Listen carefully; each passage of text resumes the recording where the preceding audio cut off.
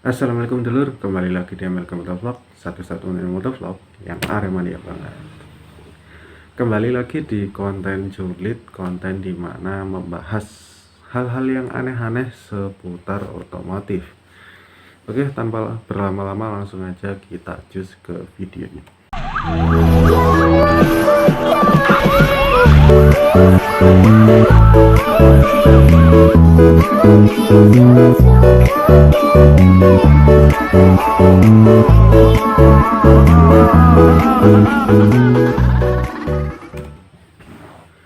Nah, untuk video ketiga ini latar belakangnya diambil di daerah hutan atau gunung ya mungkin ya. Dan terlihat ada dua pengendara roda dua menggunakan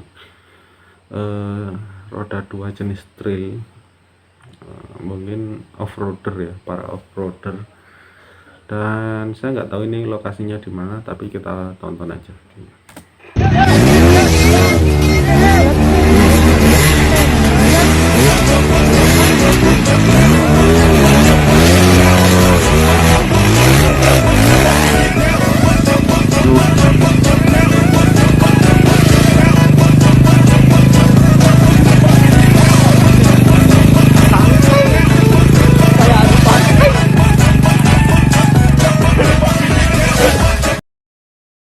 Santai kayak di pantai.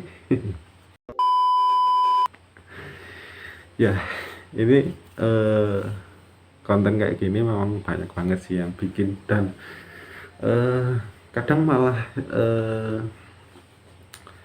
yang ditantang atau yang menaklukkan medan-medan terjal seperti ini tuh kadang malah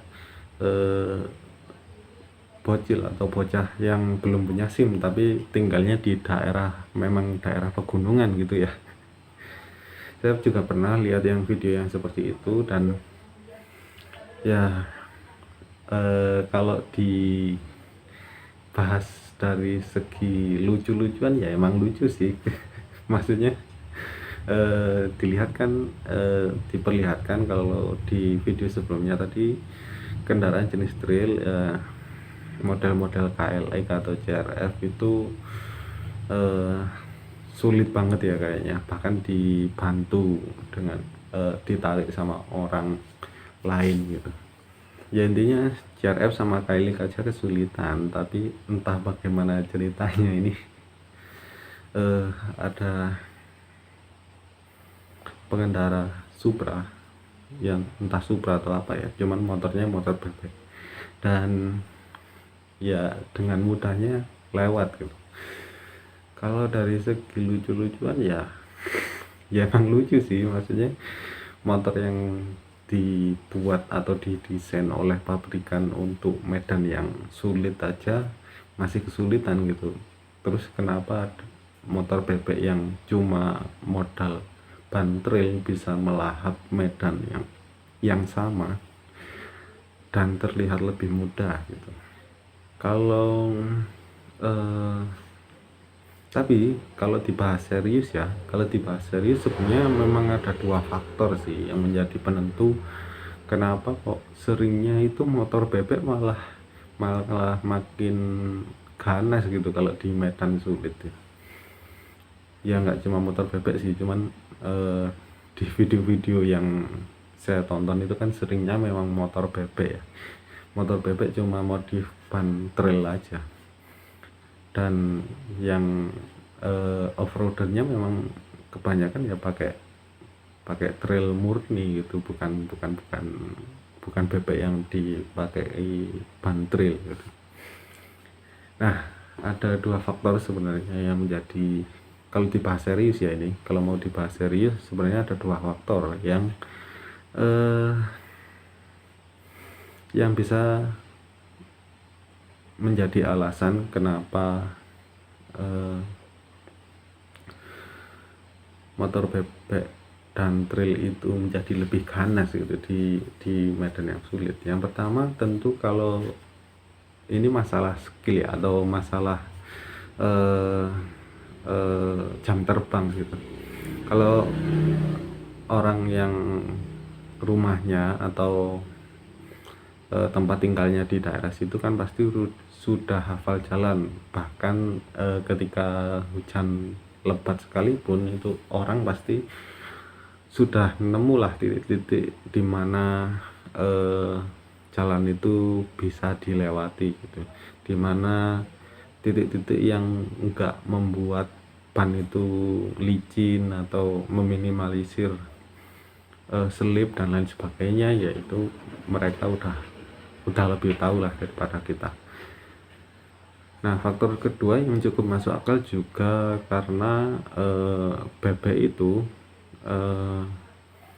didesain untuk wilayah perkotaan ya, jadi otomatis torsi atau tarikan awalnya itu biasanya memang tidak segalak atau seganas motor-motor trail.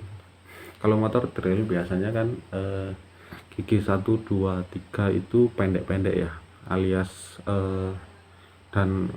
dan gigi belakang itu biasanya besar banget kalau motor trail. Nah, itu yang menyebabkan torsinya itu badak alias besar gitu ya. Memang ketika melahap tanjakan itu memang lebih enak ya kalau torsinya besar, cuman itu dengan catatan kalau kondisi tanahnya kering alias tidak becek atau tidak berlumpur. Jadi untuk naik itu memang lebih kuat motor trail dengan torsi yang besar.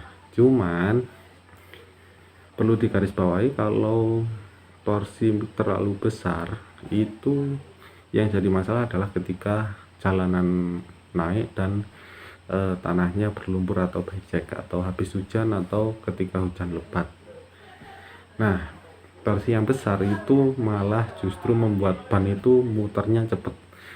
Dan kalau di ilmu fisika ya atau kimia, saya juga nggak tahu, fisika mungkin ya, kalau bannya muter terlalu cepat itu kan nggak ngegrip ya, jadi malah bikin selip gitu. Yang benar kan kalau tanah basah itu ngegasnya harus pelan-pelan, jadi bannya muter pelan-pelan biar ngegrip dulu dan biar nggak selip gitu.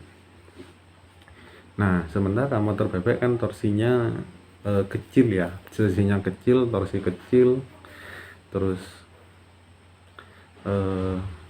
perubahan ban juga paling yang dirubah cuma ban aja. Kalau gigi belakang biasanya tetap bawaan atau mungkin ya ditambah 2 atau 3 mata, itu kan nggak terlalu ngaruh juga ke torsi awal. Ya, saya rasa cukup sekian. Semoga kalian terhibur dan mendapat sesuatu yang bermanfaat di dalam video ini. Terima kasih sudah menonton dari awal hingga akhir. MLG Motovlog pamit undur diri. Wassalamualaikum warahmatullahi wabarakatuh dan salam Aremania.